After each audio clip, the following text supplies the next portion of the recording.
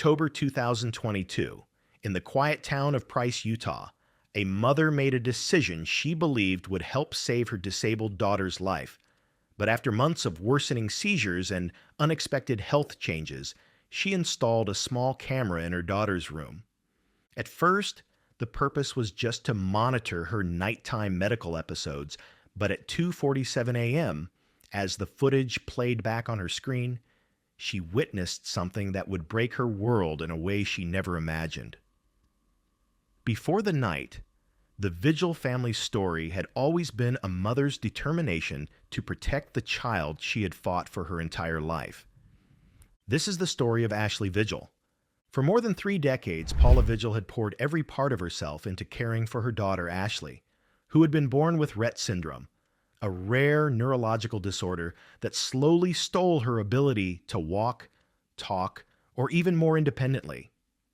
Although doctors warned Paula that Ashley might not live past age 11, but Paula refused to let that prediction become her reality as she created a life that is built entirely around her daughter's need, with custom medical equipment, carefully planned routines, hours of therapy with endless patience. Neighbors described their home as a sanctuary, a place so carefully arranged that you could tell every decision had been made with Ashley's comfort in mind. Although Ashley couldn't speak, her mother understood every flicker of her eyes, and every moment, and against all odds, Ashley survived childhood and continued living into adulthood, eventually reaching her 30s. To Paula, that meant her love and dedication wasn't in vain. But things began to change in 2014 when a man named Brian Kennett Urban entered their lives. He was polite and seemed to understand the challenges of raising a medically fragile daughter. After years of caregiving alone, Paula felt relieved to have someone she believed she could trust. Brian worked in the medical equipment field, which made him more qualified to help. At first, everything seemed perfectly normal, but over time, subtle signs began to appear. Signs that, at the time, felt like symptoms of Ashley's condition was worsening. Ashley's seizures grew more frequent, that she began losing weight, and her once bright expressive eyes started to look frightened when the house grew quiet at night. Paula assumed her daughter's condition was simply progressing, as Rett syndrome often does, and doctors couldn't pinpoint the cause of the sudden decline. No one suspected any wrong because no one would imagine that the man helping to take care of Ashley was the one causing the suffering, because behind Brian's calm demeanor, he was hiding a past marked by manipulation and violence, one that had followed him across multiple states and multiple families.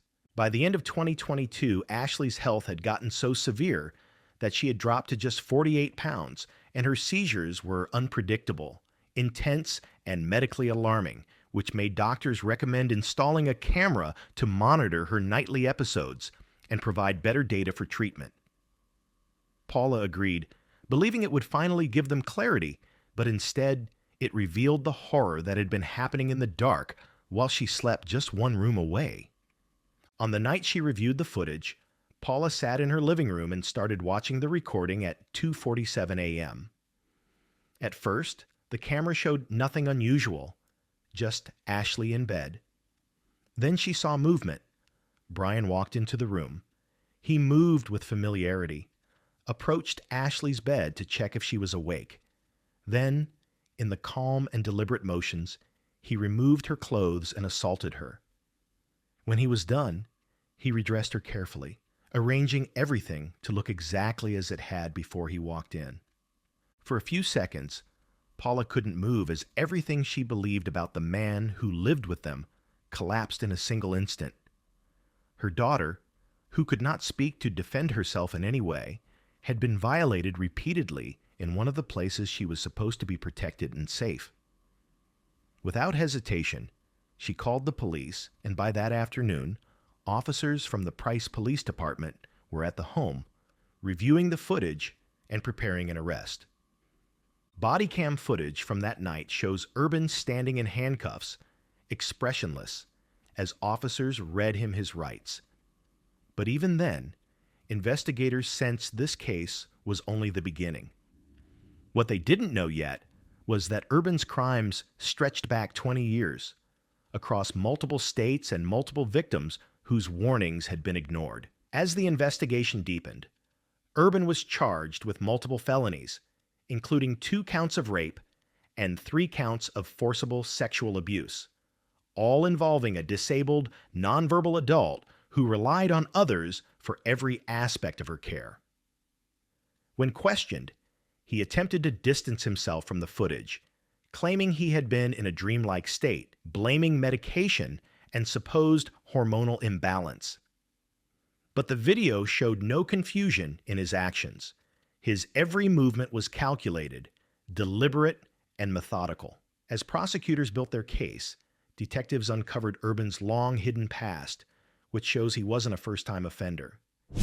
Years earlier, in Montana, he had lived with another woman named Paula S. Her daughter, now an adult, carried memories of terror and manipulation. They described how Urban controlled their home, isolated them, and threatened their mother another to keep them quiet. Eventually, Kristen, one of the daughters, gathered the courage to report him and her sister also came forward in 2017. Both cases were investigated and dismissed. That same year, Urban left Montana and moved to Utah, where he met Paula Vigil and her vulnerable daughter. Throughout the case, prosecutors described Urban as a predator who used his medical knowledge as a disguise. He sought out vulnerable homes and inserted himself as a caregiver. An attorney later explained one of the most disturbing flaws in the system, that Ashley, though legally an adult, received less protection under Utah law than she would have as a child, despite being completely unable to defend herself. The sentencing guidelines did not consider her mental or physical capacity. It was a loophole that allowed predators like Urban to face lighter punishment for crimes against severely disabled adults. By early 2024, Ashley's health could no longer recover from the damage she had endured. The trauma inflicted on her fragile body intensified her seizures, weakened her organs, and left her in constant decline. On March 16, 2024, surrounded by her mother and grandmother, she passed away as her grandmother read her one of her favorite books. She was just 31. Paula, devastated, later said, "She spent her life trapped in her little tiny body where she could be safe in her home. Then he took even that, and eventually he took her life." In June 2024, Urban faced sentencing. He attempted once more to minimize responsibility, repeating the claim about high testosterone and a dreamlike state. No one believed him. He was then sentenced to 5 felony convictions, served consecutively, 2 terms of 5 years to life for rape, plus additional terms of 1 to 15 years for forcible sexual abuse. Urban would spend the rest of his life behind bars. Outside the courthouse, supporters gathered with candles, signs, and Ashley's empty wheelchair, a quiet reminder that the person at the center of this case never had the chance to speak for herself. For many families, the courtroom would have been the end. But for Paula, it became the beginning of a much bigger fight. She vowed that Ashley's suffering would not be in vain. From the day of sentencing onward, she dedicated herself to pushing for a legal reform that would ensure no other disabled adult would be left unprotected by outdated sentencing laws. Ashley's story spread across Utah, reaching lawmakers, disability advocates, and communities who were horrified to learn how little legal protection adults with severe disabilities actually had. Soon after, legislators began drafting what would come to be known as Ashley's Law. Its purpose was simple: to make sure that disabled adults receive the same legal protections as children when they are victims of sexual assault or abuse. As word spread, rallies formed across Utah. At every event, Ashley's wheelchair stood at the front of the crowd, surrounded by flowers and candles. Families who had never met Ashley came to share their own experiences with disabled loved ones, stories of unreported abuse, ignored complaints, or systems that failed to act. Even the family from Montana, the women who tried to warn authorities years earlier, drove hundreds of miles to stand with Paula and to support the law that could prevent future tragedies. Hospitals started reviewing their security procedures. Background checks for caregivers and medical equipment suppliers came under new scrutiny. Online, the phrase "justice for Ashley" became a movement. Across the state and in other parts of the country, people demanded stronger laws to protect vulnerable adults. Ashley never said a word in her 31 years of life.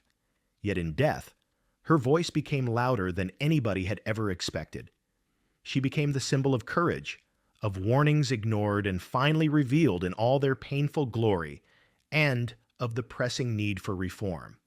Ashley's law was under review as of 2025, but it has already changed the needle of public awareness and pushed lawmakers to address systemic shortcomings that had been ignored far too long. Paula remains committed to making sure her daughter's life continues to save others. She often says Ashley lived in silence, but her story now speaks for thousands who can't speak for themselves. Ashley Vigil's name now represents resilience, heartbreak, and the kind of love that refuses to fade. Her story exposed one predator, but also a system that repeatedly failed those who needed protection most.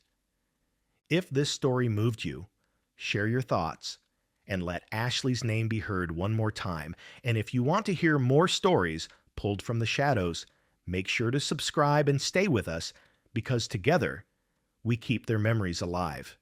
Thank you for watching, and see you soon.